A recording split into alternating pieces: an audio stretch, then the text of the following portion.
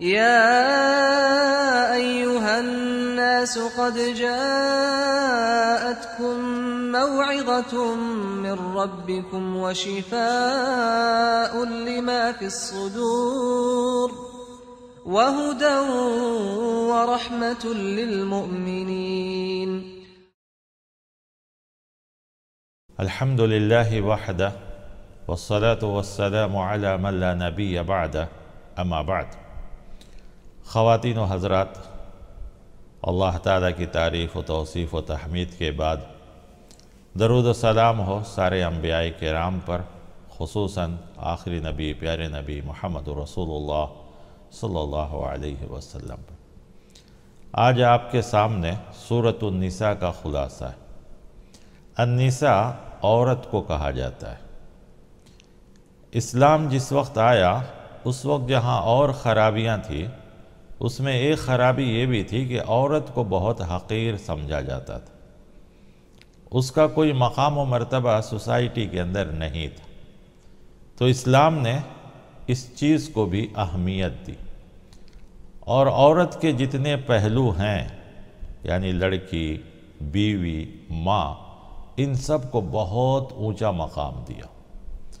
تو یہ سورت بڑی سورتوں میں سے ایک سورت ہے۔ تو ہم سب سے پہلے چلتے ہیں کہ اس میں کیا کیا مضامین۔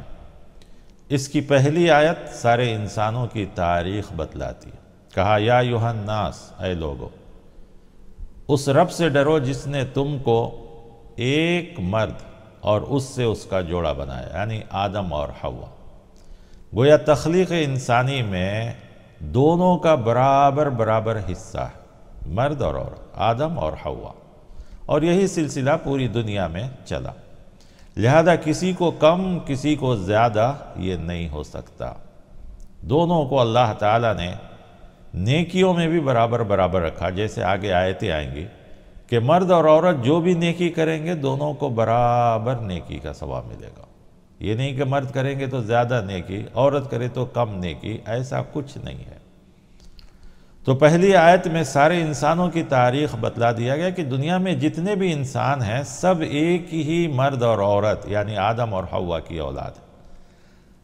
مرد اور عورت کی شکل میں دنیا میں یہ سب پھیلے، لیکن اللہ تبارک و تعالیٰ کہتے ہیں کہ اس اللہ سے ڈرو جس کے نام پر یہ دونوں رشتہ داریاں چلتی ہیں، یعنی مرد اور عورت کی رشتہ داری۔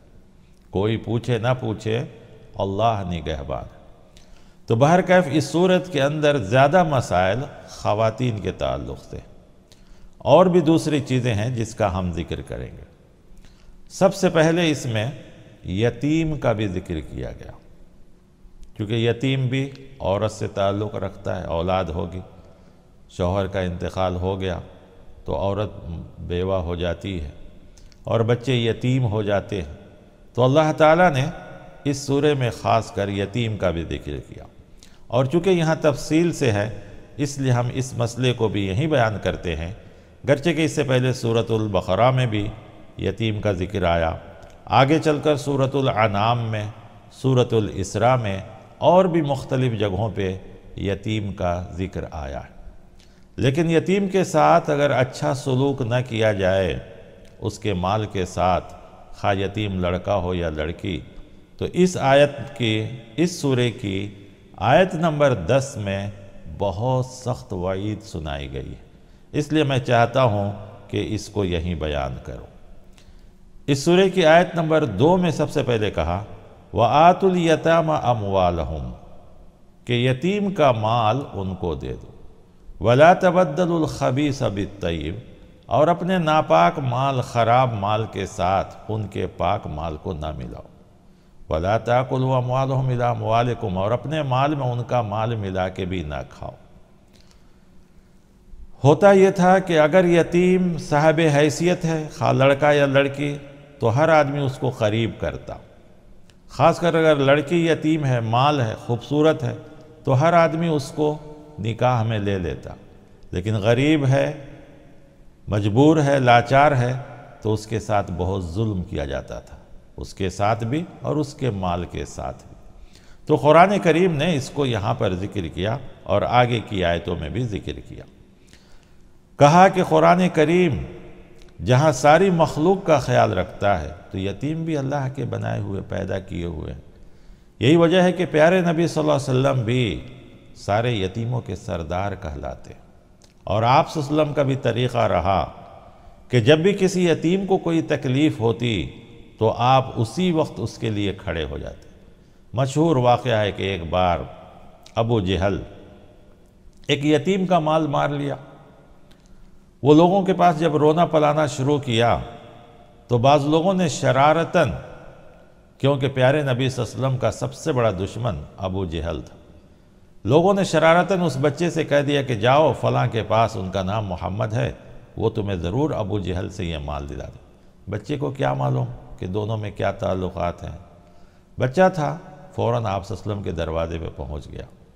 آپ صلی اللہ علیہ وسلم جو ہی اس کی فریاد سنی، اسی وقت ابو جہل کے گھر کی طرف روانہ ہو گئے۔ جو ہی ابو جہل کے دروازے پر پہنچتے ہیں، دستک دیتے ہیں، ابو جہل باہر آتا ہے۔ آپ صلی اللہ علیہ وسلم صرف اتنا کہتے ہیں کہ ابو جہل اس یتیم کا مال تمہارے پاس ہے؟ اتنا ہی سنتا ہے کہ ڈر اور خوف سے پورا مال واپس لا کے دیتا ہے۔ جو لوگ شرارتاً بھیجے تھے وہ دیکھ رہے تھے کہ اب تو دونوں میں خوب لڑائی ہوگی اور ہم تماشا دیکھیں گے، لیکن وہ پریشان ہو گئے کہ یہ کیا ہوا؟ ابو جہل تو ایک لفظ بولا تک بھی نہیں، اس نے کسی حرکت، اس سے تو کوئی حرکت بھی سرزد نہیں ہوئی، وہ تو ڈر کر کے پورا مال دے دیا۔ بعد میں ابو جہل سے پوچھا گیا تو کہا، میں محمد کو دیکھنے کے بعد، چونکہ ابو جہل کہہ رہا ہے اس لیے میں بھی صرف نام لے رہا ہوں صلی اللہ علیہ وسلم، کہ اگر میں ایک قدم آگے بڑھتا تو محمد صلی اللہ علیہ وسلم کی طرف سے ایسی آگ میرے طرف آ رہی تھی جو مجھے جھلسا کر ختم کر دیتی۔ تو معلوم ہوا کہ پیارے نبی صلی اللہ علیہ وسلم کو اللہ تعالیٰ نے بہت سی چیزیں عطا فرمائی تھی، اس میں ایک یہ بھی تھا کہ دشمن پر رعب طاری ہو جاتا۔ بہرکیف واقعہ یہ کہ یتیم کا آپ صلی اللہ علیہ وسلم بھی بہت خیال رکھتے تھے۔ ہمیں اور آپ کو بھی چاہیے کہ معاشرے میں جو بھی یتیم ہو اس کو حقیر نہ سمجھا جائے، اس کے مال کی اور اس کی ہر چیز کی نگہدانی کرنی چاہیے۔ بعد میں ایک آیت بھی آتی ہے وَيَسْأَلُونَكَ عَنِ الْيَتَامَى، لوگ آپ کے سے یتیم کے بارے میں پوچھتے ہیں کہ اس کے ساتھ کیا سلوک کیا جائے، تو اللہ تعالیٰ نے کہا اصلاح لہم خیر، ان کی اصلاح، ان کی تربیت، ان کے ساتھ بھلائی، ان کی نگہبانی، ان کے نگہداشت، ان کے حق کا خیال رکھنا، یہ سب چیزیں بیان کی گئی۔ لیکن جس آیت میں یتیم کے حق کو جو مارا گیا ہے وہ آیت ہم آپ کو بتا رہے ہیں۔ آیت نمبر 10 ہے سورہ نساء کی۔ کہا ان الذین یاکلون اموال الیتامی، جو لوگ یتیم کا مال کھاتے ہیں ظلم کر کے۔ ہاں اس کا مال ہے، آپ تجارت کرتے ہیں، تجارت میں نفع آتا ہے، نفع میں اس کو بھی دیتے ہیں، آپ بھی لیتے ہیں، کوئی بات نہیں، یا دونوں راضی برضا ہیں تو کوئی بات نہیں، آپ کفیل کر رہے ہیں، کفالت کر رہے ہیں، پرورش کر رہے ہیں تو کوئی بات نہیں، لیکن ظلم ذرہ برابر ہوگا تو قرآن کہتا ہے انما یاکلون فی بطونہم نارا، تو وہ اپنے پیٹ میں آگ بھر رہے ہیں یہ دنیا میں، وَسَيَصْلَوْنَ سَعِيرًا، اور قیامت کے دن ان کو ایسے آگ میں چڑھایا جائے گا جو بھڑکتی ہوئی آگ ہوگی، دہکتی ہوئی آگ ہوگی، ایسے آگ میں اس کو ڈالا جائے گا۔ تو سوچ کر دیکھیے کہ یتیم کے ساتھ یا اس کے مال کے ساتھ ذرہ برابر بھی یہ کیا جائے تو کتنا بڑا گناہ ہے۔ جبکہ یتیم کی کفالت کرتے ہیں تو بہت سی حدیثیں ہیں جو مشہور ہیں، وہ آپ سنے ہوں گے۔ ایک حدیث سن لیجئے، صحابہ کرام جب آپ صلی اللہ علیہ وسلم سے شکایت کرتے ہیں کہ ہمارے دل میں سختی پیدا ہو رہی ہے، یعنی دل نیکیوں کی طرف مائل نہیں ہو رہا ہے، رب کی گڑگڑاہٹ، رب کا ڈر اور خوف نہیں پیدا ہو رہا ہے، تو آپ صلی اللہ علیہ وسلم کہتے تھے کہ جاؤ کسی یتیم کے سر پہ ہاتھ رکھو، تمہارے دلوں میں نرمی پیدا ہوگی۔ تو معلوم یہ ہوا کہ ہمیں اور آپ کو یتیموں کے حقوق کا خیال رکھنا چاہیے۔ پھر اس کے بعد اس صورت میں یہ بھی بتلایا گیا کہ کن عورتوں سے نکاح حرام ہے، کیونکہ اس وقت لوگ جن جن عورتوں سے چاہتے نہ معلوم کیسی کیسی عورتوں سے نکاح کر لیتے تھے، اور جیسی ویسی ہر عورت سے نکاح کر لیتے۔ بہت سے لوگ تو ماں سے بھی نکاح کرتے تھے، افسوس کی بات یہ ہے۔ تو اللہ تعالیٰ نے ایک لمٹ بتلایا کہ نہیں، یہ سب غلط۔ سب سے پہلے کہا کہ تمہارے اوپر ان عورتوں کو حرام قرار دیا گیا۔ حرمت علیکم امہاتکم، لوگ سوچتے ہیں کہ قرآن میں یہ کیوں بیان کیا، کون ماں سے نکاح کرے، حالانکہ اس وقت ہوتا تھا، لوگ ایسا کرتے تھے، اسی لیے قرآن نے کہا کہ تمہارے اوپر حرام۔ اسی طرح بیٹیاں، بہن، پھوپھی، خالہ، پھر بھائی کی بیٹی، بہن کی بیٹی، پھر وہ ماں جس کا تم نے بچپن میں دودھ پیا ہو، رضائی ماں جسے کہتے ہیں، رضائی بہن، یعنی ایک ہی عورت سے بیک وقت کوئی مرد اور لڑکی دودھ پئیں گے تو اس سے بھی جو ہے نکاح درست نہیں ہے۔ پھر جو ہے ساس اور وہ عورتیں جن سے تم نے نکاح کر لیا ہے تو ان کے جو بچے ہوں گے ان سے بھی نکاح جائز نہیں ہے۔ یہاں تک کہ اس زمانے میں ایک اور خراب رواج تھی کہ دو بہنوں کے ساتھ ایک ہی ساتھ نکاح کرتے، دو بہنوں سے، تو وہ بھی منع کیا گیا۔ قرآن کریم نے کہا الا ما قد سلف، چونکہ اس وقت قانون نہیں تھا، لوگوں نے کیا تو کہا جو گزر گیا گزر گیا، آئندہ نہیں ہونی چاہیے۔ لیکن افسوس ہے کہ آج بھی سوسائٹی میں ایک چیز ہے کہ دو بہنوں کو ایک ساتھ، یعنی ایک ہی ماں باپ کی دونوں لڑکیوں سے لوگ ایک وقت میں نکاح کرتے ہیں، یہ حرام ہے۔ ہاں اگر پہلی بیوی کا انتقال ہو گیا پھر اسی بیوی کی بہن سے دوبارہ شادی کرتے ہیں تو کوئی غلط بات نہیں، ورنہ ایک ہی وقت میں دو بہنوں کو نکاح میں رکھنا اسلام میں حرام ہے۔ تو یہ چیزوں سے ہمیں بچنی چاہیے۔ دوسری قوموں میں آپ دیکھیں گے کہ بھانجی سے نکاح درست ہے، اسلام میں یہ حرام ہے۔ دوسری جگہوں میں آپ دیکھیں گے بعض علاقوں میں کہ بھتیجی سے نکاح کرتے ہیں لوگ، حالانکہ انہی کے بعض لوگوں میں بعض علاقوں میں بھانجی سے غلط سمجھتے ہیں، بھتیجی سے اچھا سمجھتے ہیں۔ بہرکیف الگ الگ لوگوں کے الگ الگ طریقے ہیں، اسلام نے ان سب چیزوں سے منع کیا۔ دوسری ایک چیز جو اس سورے میں ہی صرف بیان کیا گیا ہے وہ یہ ہے وراثت کا مسئلہ۔ وراثت یعنی شوہر یا بیوی، ماں باپ کہیے، ان دونوں کے مال کو ان کی اولاد میں تقسیم کرنا، جس کو انہیریٹنس کہا جاتا ہے۔ شریعت میں یہ بھی بہت اہم مسئلہ ہے۔ اسلام نے مرد ہو یا عورت دونوں کو ان کے مال کا حقدار بنایا ہے۔ مرد اپنے مال کا حقدار ہے، عورت بھی اپنے مال کی حقدار ہے، اور دونوں کے مال میں برابر کے حقوق رکھے گئے۔ تو وراثت کہتے ہیں دونوں میں سے کسی ایک کے انتقال کے بعد اس کا مال ان کی اولاد میں تقسیم کرنا۔ جیسے شوہر کا انتقال ہوا، جو بچے کے لیے ماں باپ ہوں گے، بیوی کے لیے شوہر ہوگا، تو اس کے مال میں اس کی بیوی کا، اس کے بچوں کا حق ہے۔ اسلام نے ایک طریقہ جو اختیار کیا ہے جس کے اوپر بہت زیادہ اعتراض کیا جاتا ہے وہ یہ کہ کیوں مردوں کو 2 حصہ اور عورتوں کو 1 حصہ۔ اس میں بہت سی اللہ تعالیٰ کی طرف سے حکمتیں، ہم اور آپ اس حکمت کو نہیں سمجھتے ہیں، یا مخالف اسلام اس حکمت کو نہیں سمجھتے ہیں، اس کے اوپر اعتراض کرتے ہیں۔ اور یہ اعتراض آج سے نہیں ہے، زمانے دراز سے ہے، ساری دنیا میں یہ اعتراض ہوتا ہے، ہزاروں اس کے جواب دیے گئے، پھر بھی لوگوں کو وہی اعتراض۔ آج میں 2-3 باتیں بتاتا ہوں جو قرآن اور احادیث کی روشنی میں۔ حقیقت یہ ہے کہ عورت کو کم نہیں دیا گیا ہے، عورت کو مال کئی راستوں سے ملتا ہے وراثت میں، انہیریٹنس میں، جبکہ مرد کو یعنی لڑکے کو صرف اور صرف باپ کی مال میں ہی ملتا ہے، اس کے علاوہ کسی کے مال میں اس کا حق نہیں ہے۔ جبکہ عورت کو باپ کے مال میں بھی حق ہے، شوہر کے مال میں بھی حق ہے، بچوں کے مال میں بھی اس کو وراثت ملتا ہے۔ گویا عورت کو 3 راستے سے ملتا ہے۔ جب وہ بیٹی ہے تو باپ کی کفالت میں رہے گی، اس کے اوپر کوئی خرچ نہیں ہے۔ جب وہ بیوی بنتی ہے تو شوہر کے اوپر اس کا خرچ ہے، اور جب بچے ہو جاتے ہیں تو بچوں کے اوپر بھی ان کا خرچ ہے۔ لہذا عورت کے اوپر دوسروں کی کوئی ذمہ داری نہیں ہے، بلکہ وہ خود دوسروں کی ذمہ داری میں رہتی ہے۔ ہاں، عورت کی ذمہ داری جو بتلائی گئی وہ ہے خدمت خلق، خدمت کرنا، شوہر کی، ماں باپ کی، بچوں کی پرورش کرنا، تربیت کرنا، یہ عورت کی صرف ذمہ داری، مالی ذمہ داری کوئی عورت کے اوپر نہیں، جبکہ لڑکے کے اوپر ماں باپ کی ذمہ داری ہے، بیوی کی ذمہ داری ہے، بھائی بہنوں کی بھی ذمہ داری ہے۔ اسی لیے اسلام نے مرد کو 2 حصے دیا، لڑکی کو 1 حصے باپ کی وراثت میں صرف، جبکہ لڑکی جب تک لڑکی ہے تو باپ کے وراثت میں اس کا حصہ ہے، بیوی بن جاتی ہے تو شوہر کے مال میں اس کا حصہ ہے، اولاد ہو جاتے ہیں تو اولاد کے مال میں اس کا حصہ ہے۔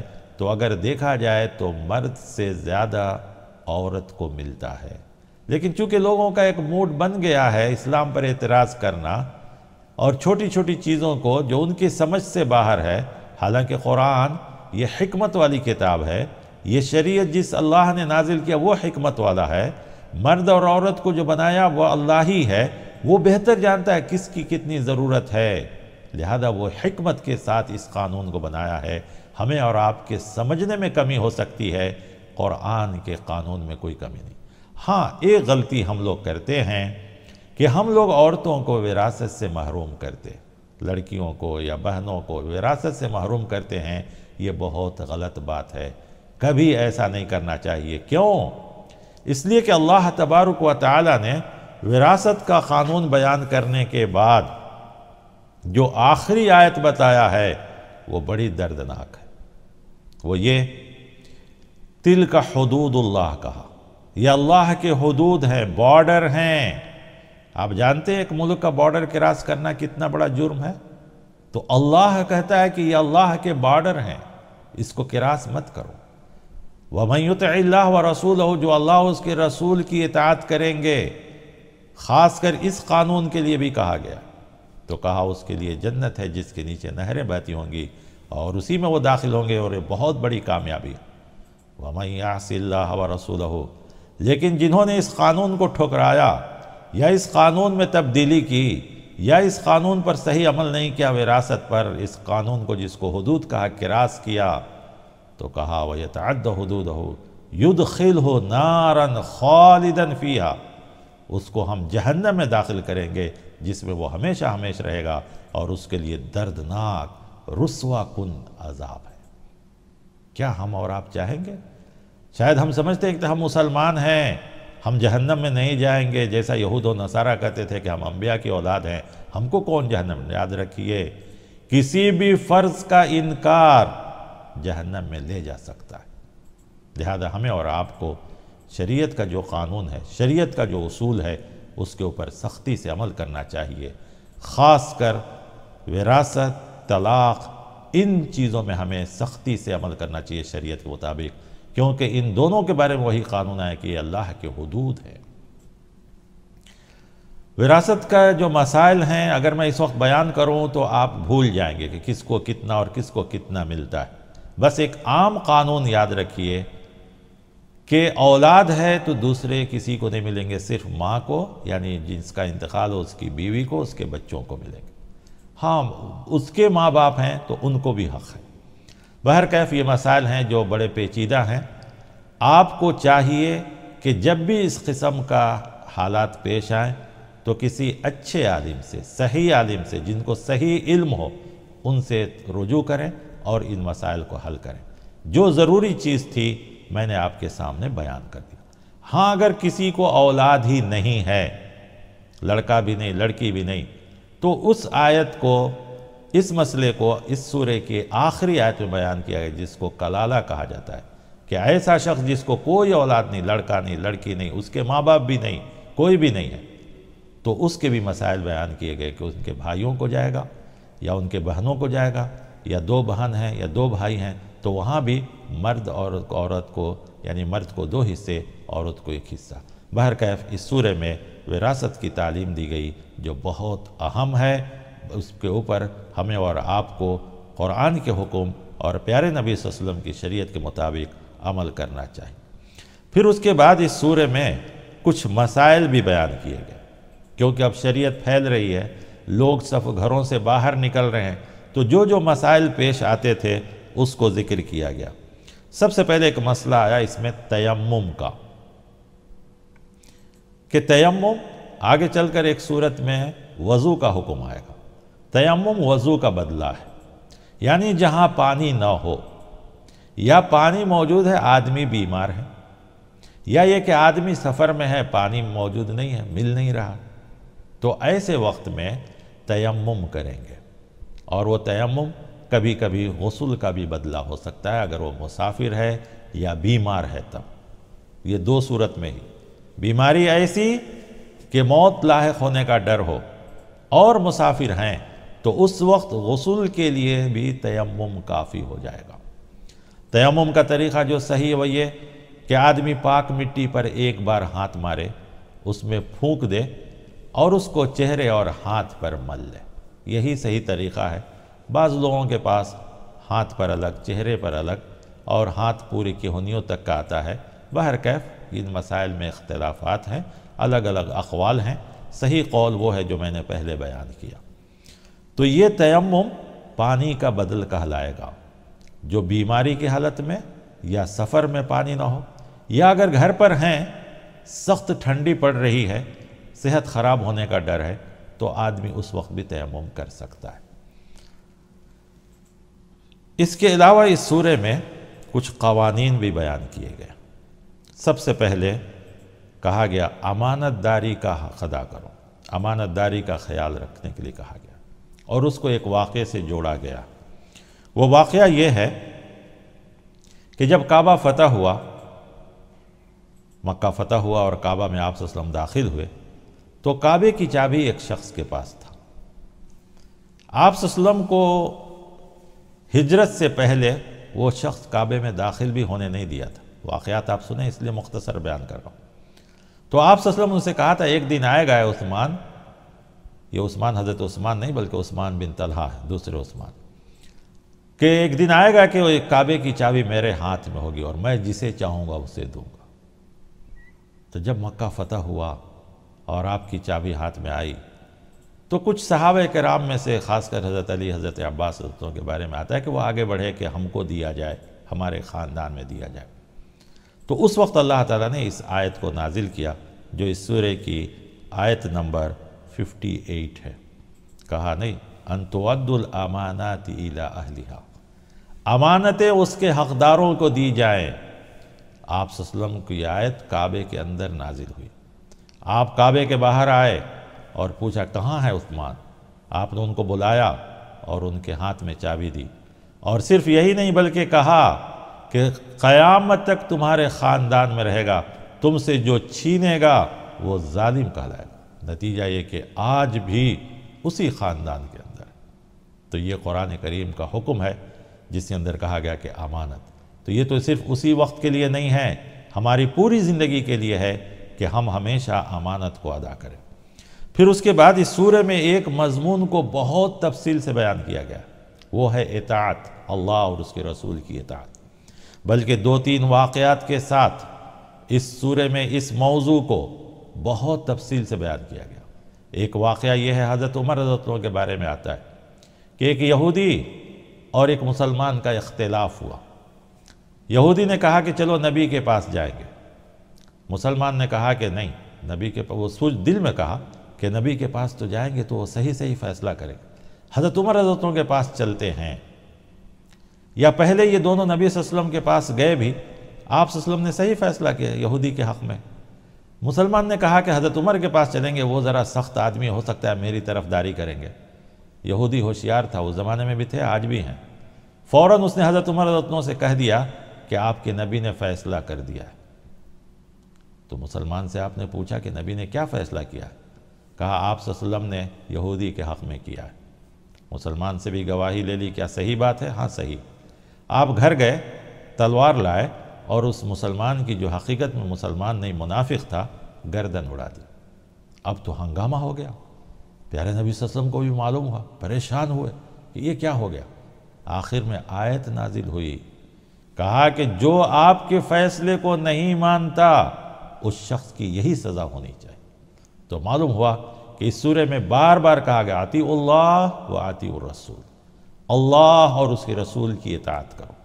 اور اسی سورے میں وہ آیت بھی ہے جس میں کہا گیا اللہ رسول اور اولی الامر، جو صاحب حاکم یعنی حاکم وقت، سارے مفسرین نے اس کا ترجمہ حاکم وقت کیا ہے، کسی نے بھی اس کے علاوہ کوئی دوسرا ترجمہ نہیں کیا۔ لیکن حاکم وقت کون؟ جو اللہ اور اس کے رسول کے حکم کے مطابق، شریعت کے مطابق فیصلہ کرے، کیونکہ احادیث میں صاف صاف ہے لا طاعت المخلوق فی معصیت الخالق، اللہ تعالیٰ کے حکم کے خلاف کسی اور انسان، بادشاہ ہو یا کوئی بھی ہو، نہیں ہو سکتا۔ بہرکیف ایک لمحہ موضوع مختصراً کہوں، لیکن اسی آیت میں کہا گیا کہ جب تمہیں کسی مسئلے میں اختلاف ہو تو اس کو اللہ اور اس کے رسول کی طرف لوٹاؤ۔ معلوم ہوا کہ اطاعت عام امور میں جب تک وہ حاکم، وہ بادشاہ اللہ اس کے رسول کی فرما برداری کرے گا تب تک، ورنہ اس کی بھی اطاعت جائز نہیں ہے۔ تو یہ مسئلوں پر اگر ہم غور کریں تو ہمارے بہت سے مسائل حل ہو جائیں گے، اور آج مسلمانوں میں جتنا اختلافات ہیں یہ سب دور ہو جائیں گے۔ کیوں؟ کہ ہم ساری دنیا کو اللہ کے نام پر جمع کر سکتے ہیں، ایک اللہ پر، اور سارے مسلمانوں کو پیارے نبی صلی اللہ علیہ وسلم پہ جمع کر سکتے ہیں، اس لیے کہ اللہ سے بڑھ کر کوئی نہیں، اور پیارے نبی صلی اللہ علیہ وسلم سے مقام میں بڑھ کر کوئی نہیں۔ اگر ہم شخصیتوں کی بات کریں گے تو ہر آدمی کہے گا میرے فلاں شخصیت بڑی ہے، فلاں شخصیت بڑی ہے، لیکن ان سب کے سامنے اگر پیارے نبی صلی اللہ علیہ وسلم کو پیش کیا جائے تو پھر آپ صلی اللہ علیہ وسلم سے بڑھ کر کوئی نہیں۔ اسی لیے ہم ایک جملہ کہتے ہیں کہ دنیا میں ہم مسلمانوں کے لیے نہیں، سارے انسانوں کے لیے قانون ہو عرش والے کا، طریقہ ہو مدینے والے کا، یعنی محمد رسول اللہ صلی اللہ علیہ وسلم کا طریقہ۔ تو اس سورے میں تقریباً 6 آیتوں میں اس چیز کو بیان کیا گیا، بار بار اطیعوا اللہ و اطیعوا الرسول، اطیعوا اللہ و اطیعوا الرسول، اور جو لوگ نہیں کریں گے اس کا بھی انجام بتلایا گیا، دردناک انجام۔ اور جو لوگ اللہ اس کے رسول کی اطاعت کریں گے تو کہا وہ قیامت کے دن نبی، صدیقین اور صالحین کے ساتھ ہوگے، وَحَسُنَ أُولَئِكَ رَفِيقًا، کہا اس سے بہتر اور کون لوگ ہو سکتے ہیں جن کا انجام، جن کا ٹھکانہ آخرت میں انبیاء، شہداء اور صالحین کے ساتھ ہو۔ یہ بہت بڑی چیز ہے، مع النبیین من الصدیقین والشہداء والصالحین کہا گیا۔ تو اطاعت کریں گے تو ان کے ساتھ ہوں گے، نہیں کریں گے تو نافرمانی کے ساتھ، اور کہا کہ ان کو جہنم میں داخل کیا جائے گا۔ پھر اس کے بعد کچھ مسائل اور بھی ہیں۔ سلام کا جواب، اب آپ کہیں گے یہ چھوٹی سی چیز ہے، اس کو بھی قرآن میں ذکر کیا۔ ہاں، سلام یاد رکھیے ایک بہت بڑی دعا ہے، ہم اس کو معمولی چیز سمجھتے ہیں، بلکہ میں کہتا ہوں کہ اگر مسلمان آج صرف سلام اور اس کا جواب سمجھ لے تو مسلمانوں کے اندر جتنی خرابیاں ہیں اخلاقی وہ سب دور ہو جائیں گی۔ سلام کا مطلب کیا ہے؟ سلامتی۔ ایک مسلمان دوسرے مسلمان کو سلامتی کی دعا دیتا ہے، اس کے اللہ کی رحمت اور برکت کی دعا دیتا ہے، 3 دعائیں ہمیشہ چلتے پھرتے دعا دیتا ہے۔ اسی لیے قرآن نے اس کا طریقہ بتلایا، اس کو ضروری قرار دیا، اور یہ سلام شروع ہوا سب سے پہلے آدم علیہ السلام کو فرشتوں نے سلام کیا تھا، اور وہی جواب جو آدم علیہ السلام دیے وہی جواب۔ پھر یہ جنت میں بھی رہے گی سلام، لیکن جنت میں سلام کا معنی سلامتی نہیں ہوگی، وہاں مبارکبادی کے ہوں گے، اس لیے کہ سلامتی آدمی کو وہاں چاہیے جہاں خوف ہو۔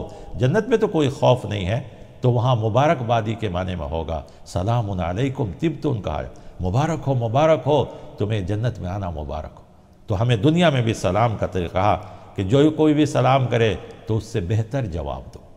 وَإِذَا حُيِّيتُم بِتَحِيَّةٍ فَحَيُّوا بِأَحْسَنَ مِنْهَا أَوْ رُدُّوهَا، کہ اچھے سے اچھے جواب دو۔ کوئی آدمی صرف السلام علیکم کہا، آپ وعلیکم السلام ورحمۃ اللہ وبرکاتہ کہیے، یا کسی نے السلام علیکم ورحمۃ اللہ وبرکاتہ کہا تو اس سے بڑھ کر الفاظ نہیں آتے ہیں، اتنا ہی جو ہے بہتر، اور اس پر نیکیاں بھی رکھی گئی ہیں۔ سب سے بڑی چیز یہ دعا ہے، کہا کہ اپنے گھر میں داخل ہو تو سلام کرو، اپنے بیوی بچوں پہ سلام کرو۔ ہم لوگ عیب سمجھتے ہیں کہ بیوی بچوں کو کیا سلام کرنا، نہیں، ہرگز نہیں۔ پیارے نبی صلی اللہ علیہ وسلم بچوں کو دیکھتے تو خود سلام کرتے، کیوں؟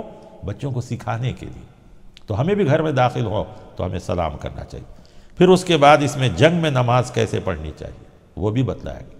معلوم ہوا کہ اوپر تیمم کا ذکر آیا، یہاں جنگ میں نماز کا آیا، یہ بتانا مقصد ہے کہ کسی حالت میں نماز معاف نہیں ہے، اس کے لیے ساری سہولتیں کی گئی۔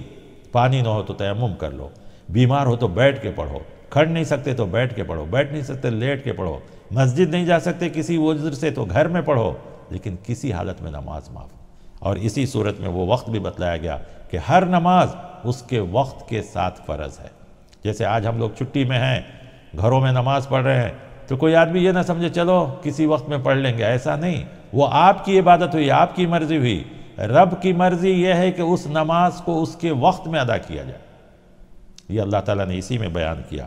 پھر اس کے بعد اس سورہ میں اور ایک بڑی اہم بات بتلائی گئی، اور ایک ہی آیت 2 بار آئی، وہ ہے شرک کے خلاف۔